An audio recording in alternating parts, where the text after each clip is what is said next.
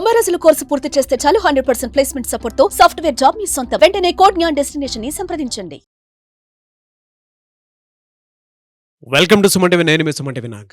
సైఫ్ అలీ ఖాన్ విషయంలో జరుగుతున్నటువంటి ఒక్కొక్క కథనం చూస్తూ ఉంటే ఇలా అయిందా అలా అయిందా అనుకునేటువంటి స్పెక్యులేషన్సే ఎక్కువ కనిపిస్తున్నాయి మనకి.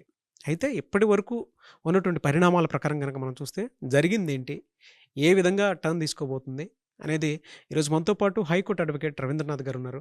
సో అది వారి మాట్లాడి తెలుసుకుందాం. హలో అలాగే రవీంద్రనాథ్ గారు. హాయ్ అండి నాగరాజ్ గారు. సార్, సైఫ్ అలీ ఖాన్ విషయంలో జరుగుతున్నటువంటి పరిణామాలు చూస్తే నాటకీయ పరిణామాల నుంచి అది రియాలిటీలోకి ఎప్పుడు వస్తుందా అనుకునేటువంటి వాళ్ళు ఎక్కువ మంది ఉన్నారు. కరీనానే పొడిచిందా అనేటువంటి కథనాలు కూడా వస్తూ ఉన్నాయి. ఇందులో మీకు తెలిసిన వాస్తవ కోణాలేంటి? నిన్న మధ్యాహ్నం కరీనా కపూర్ గారిని తీసుకుని పోలీస్ స్టేషన్కి వెళ్ళిన తర్వాత ఆవిడ ఇంటరాగేషన్ చేశారు ఒక 2 గంటలు కూర్చోబెట్టి. అంటే ఈ రకమైన కథనాలు ఏవైతే వస్తున్నాయో, జరిగిన సంఘటన ఏంటి, జరుగుతున్న వాస్తవాలు ఏంటి, అక్కడ జరుగుతున్నటువంటి మీడియా కథనాలు ఏంటి, ఇవి యాక్చువల్ డిఫరెంట్ సిచ్యువేషన్లు జరుగుతున్నాయి నాగరాజ్ గారు. ఫస్ట్ పాయింట్ ఏంటంటే, ఎవరైతే ఆగంతకుడు ఇతనే స్ట్రేంజర్ అని చెప్పి పోలీసులు రిలీజ్ చేసినటువంటి ఒక పర్సన్, వీళ్ళు పట్టుకున్నటువంటి పర్సన్ ఎక్కడ కూడా మ్యాచ్ అవ్వట్లేదు. ఇద్దరు కూడా మిస్ మ్యాచ్ ఉండడం పెద్దగా వాళ్ళు చేసిన తప్పు. అంటే దయానాయక్ లాంటి ఒక అద్భుతమైనటువంటి ఒక ఎన్కౌంటర్ స్పెషలిస్ట్ అని పేరున్నటువంటి దయానాయక్ గారు ఉన్నటువంటి ఈ కేసులో న్యాయం జరుగుతుంది అనుకుంటే, అసలు అందరు చెప్పింది ఏంటంటే అసలు ఇష్యూ లేదు. ఇక్కడ దయానేకే కాదు, ఎవరైనా అసలు సంఘటనే లేదు. ఇది కేవలం వాళ్ళ ఫ్యామిలీలో జరిగినటువంటి సంఘటన. అయితే కరీనా కపూర్ గారు పొడిచారా అంటే ఖచ్చితంగా కొన్ని సంఘటనలు ఆ యొక్క ఏదైతే కామెంట్ ఉందో దానికి బలాన్ని చేకూరుస్తున్నాయి. ఆ కామెంట్కి ఏంటి విషయం అంటే, కరీనా కపూర్ గారు ముందుగా ఆ సంఘటనలో లేరని చెప్పారు. తరువాత కరీనా కపూర్ ఆ సంఘటనలో ఉన్నారని చెప్పినారు. మరి కరీనా కపూర్ గారు ఆ సంఘటనలో ఉంటే మరి కింద హాస్పిటల్కి వెళ్ళేటప్పుడు ఎందుకు ఆవిడ ఎందుకు మిస్ అయ్యారు? ఇది అందరి మీద తెలుస్తుంటే ఒక ప్రశ్న. మరొక విషయం ఏంటంటే, ఇంత పెద్ద ఇద్దరు సెలబ్రిటీస్, కరీనా కపూర్ గారు ఒక పెద్ద సెలబ్రిటీ, అగైన్ సైఫ్ అలీ ఖాన్ ఒక సెలబ్రిటీ, ఈ రెండే కాకుండా వాళ్ళొక నవవంశస్థులు, కొన్ని వేల కోట్ల రూపాయలకి ఆస్తిపరులు. ఇంత వ్యక్తులు బయట ఒక పర్సన్ని, ఒక సెక్యూరిటీ గార్డ్ కానీ లేకపోతే ఒక బౌన్సర్స్ కానీ ఎవరు లేకుండా మామూలు కామన్ మ్యాన్గా ఉంటారా? అంటే ఏదో జరిగింది. ఆ room floor number 11th and 12th ఫ్లోర్లో ఏదో జరిగిన సంఘటన జరిగింది.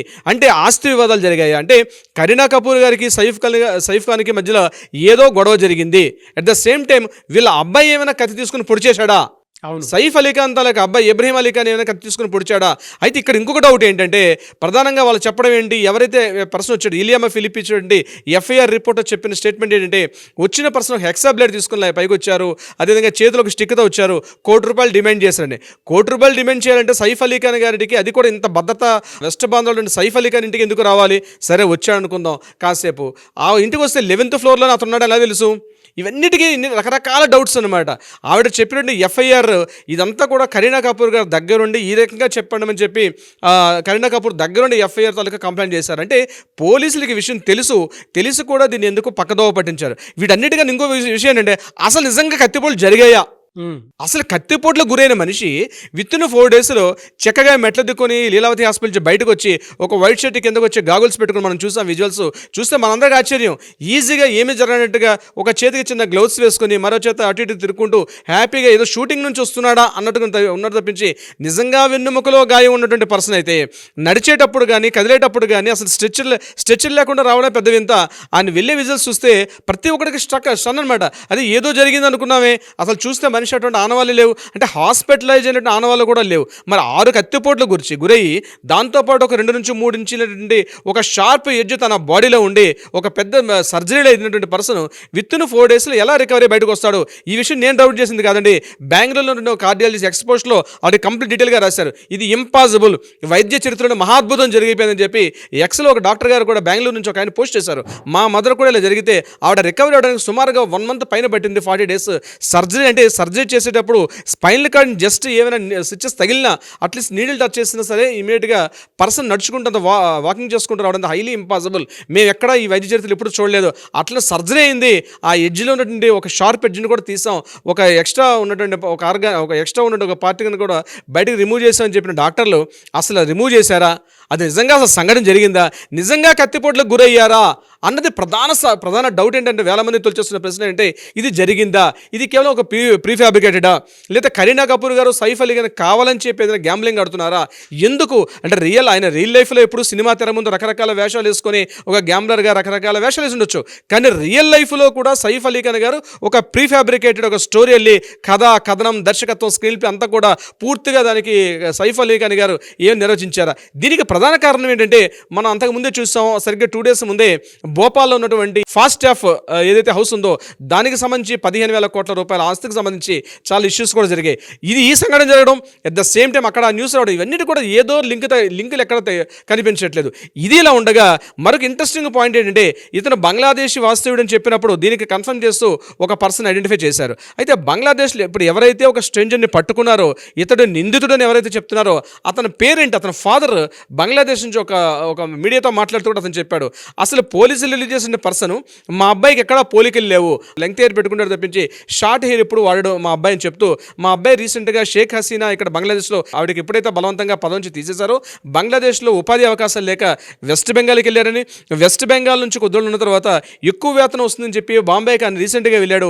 అక్కడ ఒక హోటల్లో పనిచేస్తుంటే ఆ హోటల్ కూడా ఆయన పనితనానికి మెచ్చి ఒక రివార్డ్ ఇచ్చారని కూడా వాళ్ళ ఫాదర్ మాట్లాడడం జరిగింది. మా అబ్బాయి చేసినటువంటి ఏదైతే ఈ సంఘటన ఉందో ఇది మా అబ్బాయి కాదు, కేవలం పోలీసులు ఎవరినో ఒకరిని పట్టుకొచ్చి ఇరికించారు, అసలు ఈ సంఘటనలో మా అబ్బాయి లేదు, వీలైతే నేను బంగ్లాదేశ్ లోకల్ మా లీగల్ డిపార్ట్మెంట్ కూడా అప్రోచ్ అవుతాను, ఎవరైనా ఇండియాలో మంచి పేరునుకున్న లాయర్లు ఎవరైనా ఉంటే కూడా చెప్పండి, మా అబ్బాయి కేసు వాదించండి అని చెప్పి కూడా అతను రిక్వెస్ట్ చేస్తూ ఒక లెటర్ పెట్టడం కూడా జరిగింది. అంటే ఇవన్నీ సంఘటనలు మనం సింక్ చేసుకుంటూ ఉంటే అసలు జరిగిన సంఘటన జరిగిందా, పబ్లిక్ ఎంటైర్ భారతదేశం అంటే అశేష 130 కోట్ల మంది ప్రజల్ని ఫూల్స్ చేశాడా, ఈ విషయమే తీవ్రంగా మాట్లాడాల్సిన అవసరం అయితే సైఫ్ అలీ ఖాన్ కానీ లేదా కరీనా కపూర్ గారిని ఇద్దరు బయటకు వచ్చి ఇద్దరు మీడియా ముందు మాట్లాడితే తప్ప ఈ యొక్క ఏదైతే ఈ డౌట్స్ రైజ్ చేస్తుందో మీడియా మొత్తం కూడా, ఈ డౌట్స్కి ఒక తెర క్లోజ్ చేయాలి, ఒక ఫుల్ స్టాప్ పెట్టాలి అంటే డెఫినెట్గా వాళ్ళు మీడియా ముందుకు వచ్చి మాట్లాడితే తప్ప ఈ రకరకాల స్పెక్యులేషన్స్, ఈ డౌట్స్ సోషల్ మీడియా వేదికగా రకరకాల వార్తలు అయితే కనిపిస్తున్నాయి. నాగరాజ్ గారు, బట్ ఇంట్లోనే జరిగింది అనేటువంటిది మాత్రం ప్రధానమైన ఆరోపణ, అంతే కదండి? ఆరోపణే, అది కేవలం ఒక ఆరోపణే, నిజంగా జరగలేదు అంటున్నారు ఇప్పుడు మీడియా ప్రతినిధులు. నిజంగా ఈ సంఘటన జరగలేదు, కత్తిపోట్లు గురవలేదు, ఏదో జస్ట్ ఒక షార్ప్ ఎడ్జ్ ఏదో ఇంట్లో గట్టిగా నెట్టుకునేటప్పుడు ఏదో గొడవ పడి నెట్టేసుకున్నప్పుడు జస్ట్ ఇట్లా వచ్చి ఒక ఎడ్జ్ కట్ అయిపోయింది అంటున్నారు తప్ప, నిజంగా మీడియా న్యూస్ వచ్చినట్టుగా 6 కత్తిపోట్లు, సర్జరీలు ఇవన్నీ కూడా అంత హంబక్ అని ఒక వర్డ్ అయితే వస్తుంది. నాగరాజ్ గారు, చూద్దాం అంటే ఏ విధంగా ఉంటుంది ఫర్దర్గా అనేది. Thank you so much Ravindranath garu. Thank you so much Nagaraj గారు.